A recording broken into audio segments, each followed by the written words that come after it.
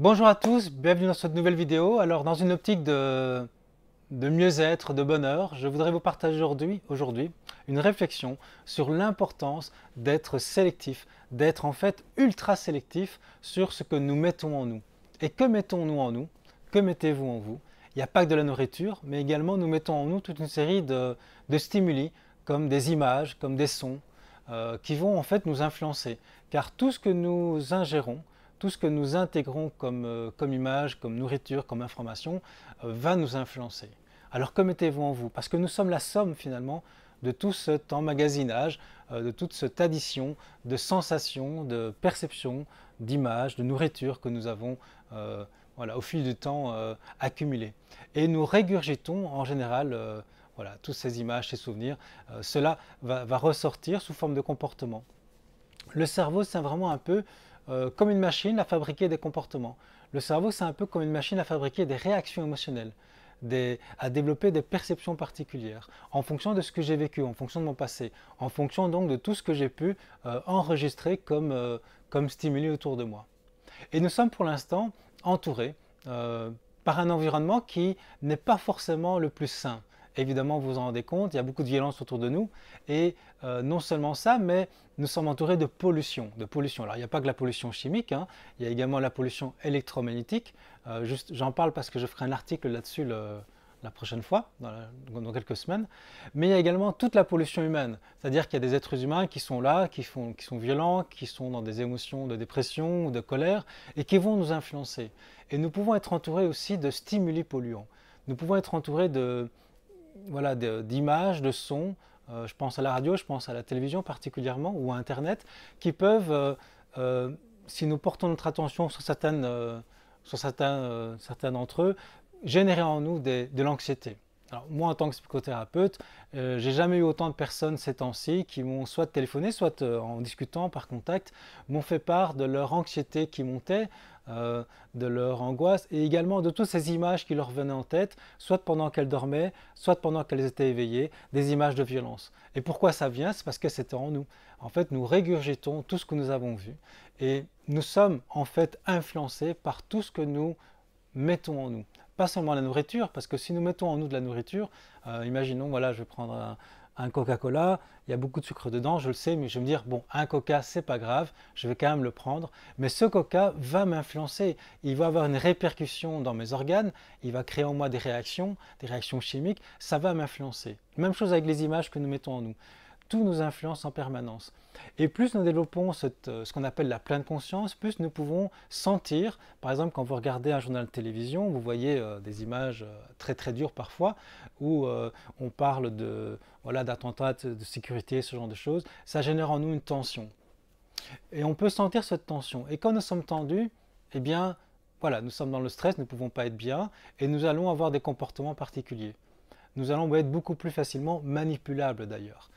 Patrice Lelay, qui était PDG de TF1, je pense, disait que TF1 vendait du cerveau de temps disponible. C'est-à-dire qu'en fait, en nappant les gens par des nouvelles ou des films qui peuvent générer en nous des tensions, le cerveau est extrêmement disponible pour ensuite créer des comportements d'achat ou de compulsion, par exemple. Et donc, il est important d'être conscient que nous sommes constamment influencés par les personnes, les discours, les images que nous voyons. Tout ça autour de nous. Alors qu'est-ce qu'on peut faire? Eh bien, il ne s'agit pas de se couper du monde, il est important d'être au courant bien sûr, mais d'être sélectif. Parce que on pourrait presque dire que les médias ne sont pas objectifs du tout puisqu'ils portent une attention très très particulière et soutenue sur les nouvelles qui sont stressantes. Parce que, je ne sais pas si vous êtes au courant, mais je suis parfois abonné à quelques magazines qui présentent des actualités positives. Il n'y a jamais eu autant de bonnes nouvelles que dans notre époque. Il n'y a jamais eu autant de beauté, de conscience, de gens qui veulent aider les autres, de mouvements humanitaires. Il n'y a jamais eu autant d'entraide. Et malheureusement, on n'en parle pas beaucoup. Moi, je rêve d'un journal parlé ou d'un journal écrit qui, dans les 3 premières pages, présente des bonnes nouvelles. Parce qu'il y a des nouvelles extraordinaires, il y a des découvertes scientifiques qui se font, qui donnent espoir. Il y a vraiment plein de belles choses. Cependant, on ne le voit pas. Et on est centré sur ce négatif, en tout cas pour beaucoup d'entre nous. Je vois ça autour de moi pour l'instant beaucoup. Et donc je voulais faire une vidéo là-dessus pour vous proposer d'être beaucoup plus sélectif. Parce que même si vous pensez que ça ne vous influence pas, ça vous influence. Personnellement, il y a 3 ans, j'étais dans un cours particulier en hypnose et j'ai été très au fait des réseaux pédophiles. Et j'avais aussi dans mes patients parfois des personnes, et j'ai encore des personnes qui ont été abusées quand elles étaient plus jeunes. Mais je me suis beaucoup intéressé, je me suis beaucoup documenté sur ces réseaux pédophiles et j'ai été amené à voir des choses ou à voir des témoignages de personnes qui ont vécu des véritables horreurs. Et ça m'a terriblement impacté. Je pense qu'en fait, avec le recul, que je suis tombé en dépression, une mini-dépression pendant plusieurs mois. J'étais vraiment pas très bien. C'est quelque chose qui m'a vraiment influencé. Je me sentais beaucoup plus lourd, je me sentais beaucoup plus évidemment triste, tendu, stressé et révolté. Et ce sentiment d'impuissance acquise dont on parle en psychologie, c'est ça. C'est-à-dire qu'on est bombardé de toute une série d'informations négatives. Vous voyez des gens qui souffrent à l'autre bout de la planète, mais nous ne pouvons rien faire. Alors, si c'était utile en s'informant et en regardant régulièrement ces images, si ça pouvait servir à améliorer les choses, il faudrait le faire, bien sûr. Or, ce n'est pas le cas. Au contraire, ça va empirer la situation puisque en étant stressé, ça augmente les niveaux de panique, on est de plus en plus mal et enfin tout va de plus en plus mal et on crée du stress autour de nous et évidemment quand vous avez quelqu'un qui est stressé à côté de vous, ça vous influence aussi. Donc nous influençons négativement le monde, mais nous pouvons aussi l'influencer positivement en se changeant soi-même et ça commence par des gestes très simples, c'est d'être hyper sélectif sur ce que nous mettons en nous. Est-ce que vous mettez en vous des images de beauté? Si vous voyez une image horrible au journal parlé, il faut presque faire le double. Pour une image négative, mettez le double d'images positives. Mettez des images qui nourrissent votre âme, qui nourrissent votre cœur, qui nourrissent votre esprit, de l'art, des œuvres positives, des bonnes nouvelles. C'est vraiment important d'être sélectif et je vous invite à faire vraiment attention, à être vigilant à la moindre information que vous écoutez, quand vous écoutez la radio, quand quelqu'un vous parle. Personnellement, si j'entends une mauvaise nouvelle, je coupe. Si j'envoie des gens, si je suis avec des personnes qui sont en train de se plaindre ou de parler de choses négatives, s'ils ne sont pas portés vers des solutions, ça ne m'intéresse pas. Et je pars carrément, je suis extrêmement sélectif avec mon environnement.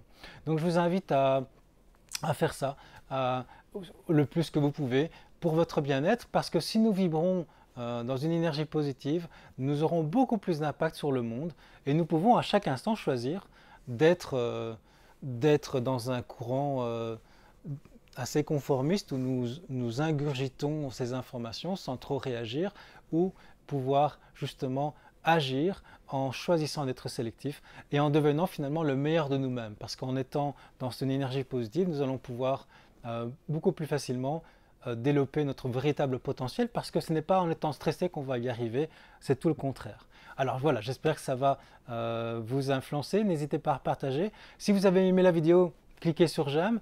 C'est important de partager des choses positives ou des discours positifs.